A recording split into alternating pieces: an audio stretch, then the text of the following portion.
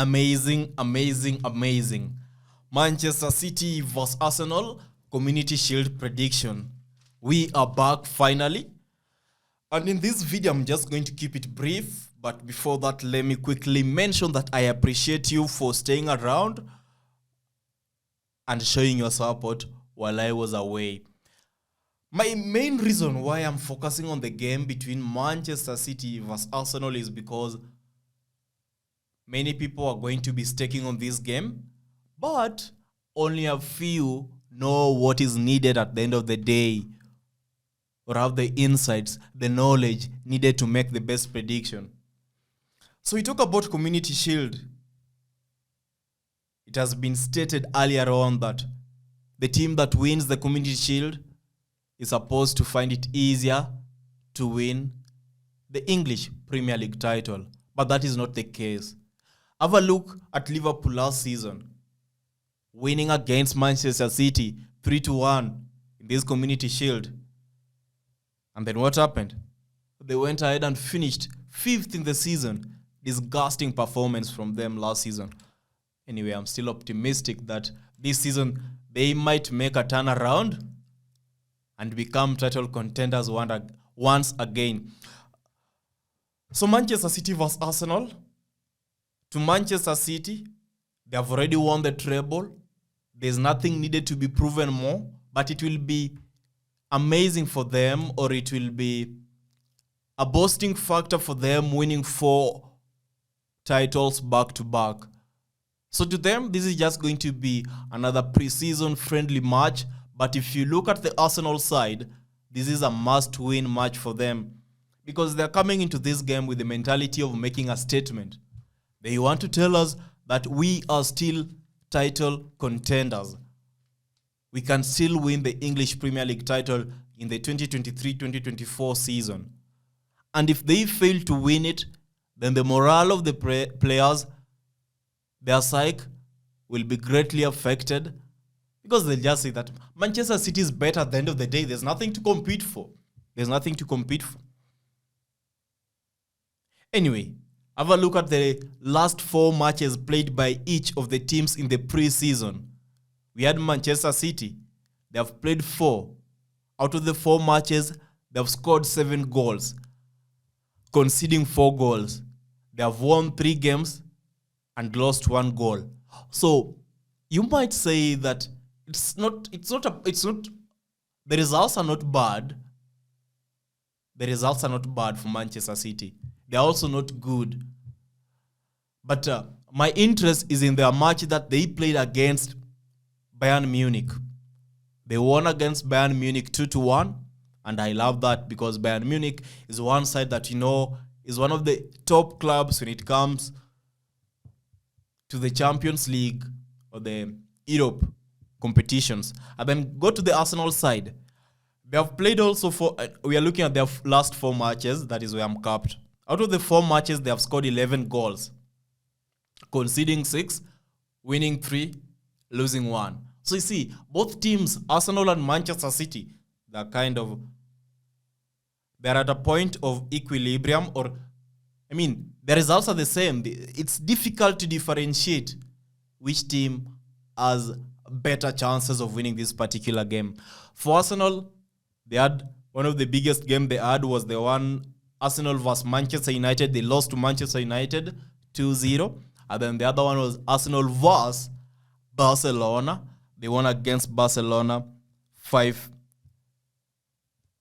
It's 5-3. Yeah, it's 5-3. It's 5-3. And then after that, maybe let us just have a quick look at the lineups that was expected lineup, or players who are supposed to feature in this particular game. For City, I will just have to go ahead and say that I'm disappointed that they left some of their key players to go. We saw the likes of, that is Gundogan, and the other one was Riyad Mahrez. They were key. They contributed to the squad depth of Manchester City the last season, and I must state that if they were not in Manchester City the last season, then I don't think they could have gone ahead and won the treble. So they were of importance. But City is a good team. It's an experienced team. Pep Guardiola knows what he's doing. So at the end of the day, City is still perfect with the new signings. They are still okay to go. For Arsenal, we will be having Gabriel Jesus missing. But all in all, when it comes to their forwards, it's always an amazing forward for Arsenal, so they will still be able to compensate for that. Even if you go ahead and look at the last games that they have played in the preseason, those who are scoring the matches, Gabriel Jesus only scored once. So Arsenal is still perfect. I mean, with the new signings that they have also made, I think it's going to be an interesting 2023-2024 English Premier League season. So back to our prediction. One thing that I must mention is that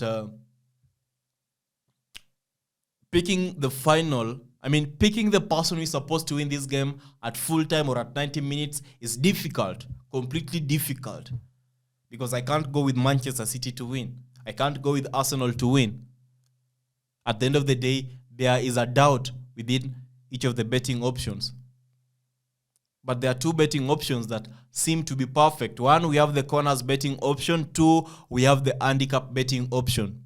And then three, the goals market. Many people are saying that this is going to be a high-scoring game. True. Both teams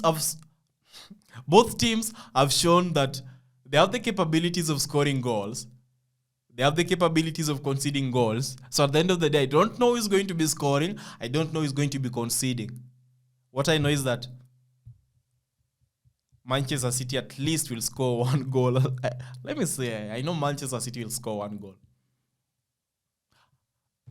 Manchester City will score one goal. And maybe Haaland will score a goal. If not Haaland, then I expect Phil Foden to get me a goal. If not Phil Foden, then maybe Julian Alvarez. For Arsenal, I am not specific on who is going to be scoring, but I know they have the abilities of scoring. I feel reluctant on going with the over market, the over 2.5 goals market. That is where I've fall back. I've gone back or whatever the stuff is. That is where I'm resorting to betting on corners and the handicap market. The handicap market that we are staking on is on Arsenal positive 0.75 because I expect that this is a game that is highly likely to end at a draw in full time. Maybe a draw of 2-2, 1-1, 0-0. I don't know. But I expect a draw to be the outcome after 90 minutes. That is my prediction, a draw.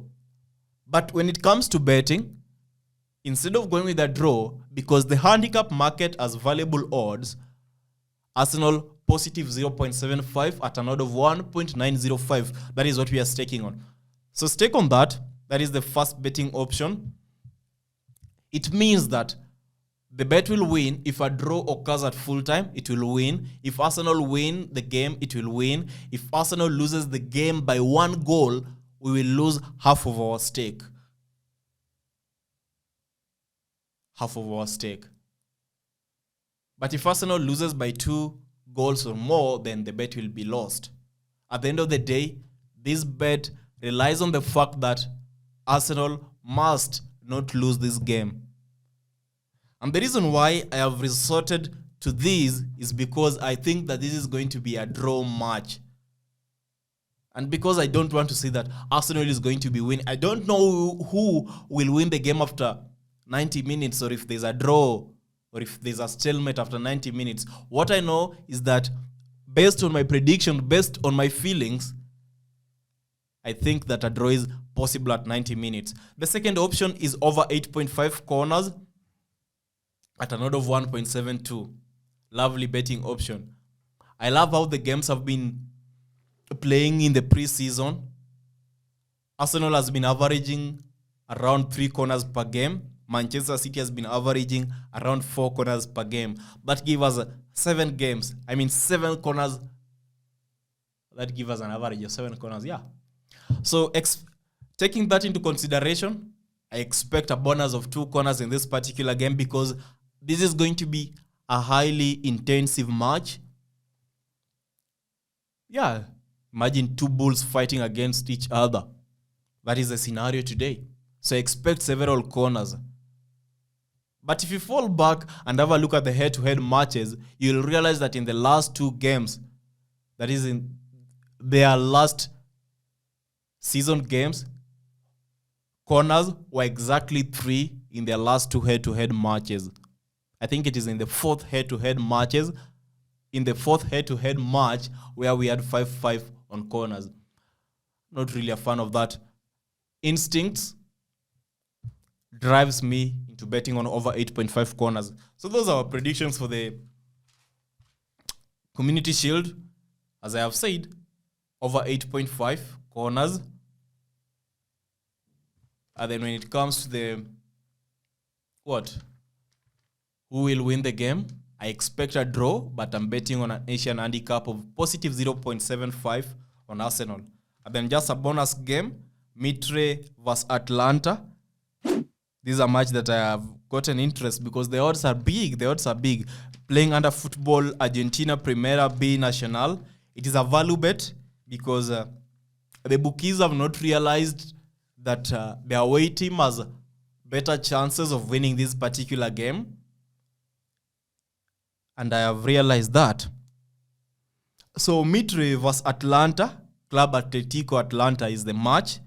If you look at the game, Club Atletico Mitre has an odd of 1.98 to win, and then a draw has an odd of 3.24. Then Club Atletico Atlanta has an odd of 4.16 to win. In this game, we also have 4 betting options, but the main betting option is Club Atletico Atlanta. That is the away team to win at an odd of 4.16.